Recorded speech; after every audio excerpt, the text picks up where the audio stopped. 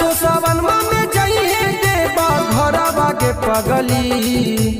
असो सावन में जाइए देवा घरवा के पगली।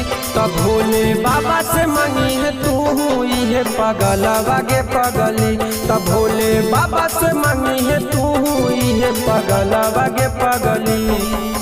जलवा अबरी चढ़ाई है नहीं शिवलवा के पगली।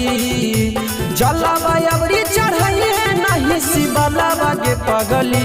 तब भोले बाबा से मांगी है तू ये पगलवा के पगली।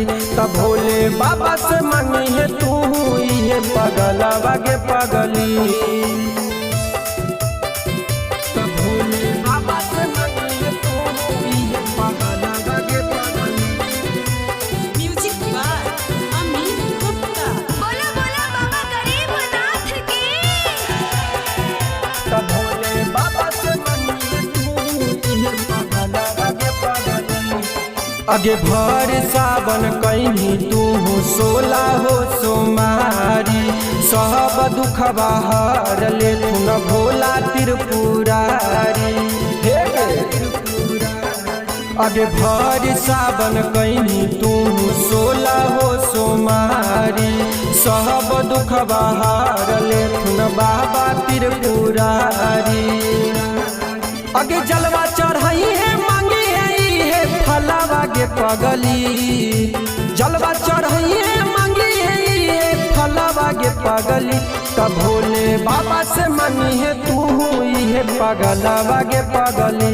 तब भोले बाबा से मांगी है तू ये पगलवा के पगली।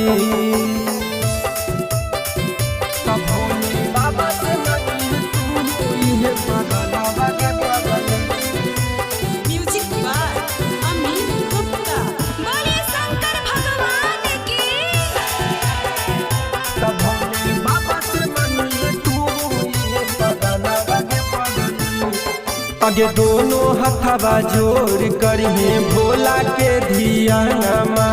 फेर दे थुन सुन गे पगली तोरा पर नयनमा। आगे दोनों हथवा जोड़ करिए भोला के धियानमा।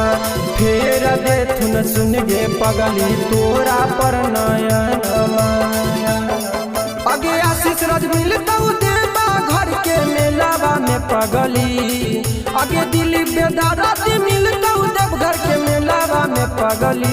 तब भोले बाबा से मांगी है तू ये पगलवा के पगली। तब भोले बाबा से मांगी है तू ये पगलवा के पगली।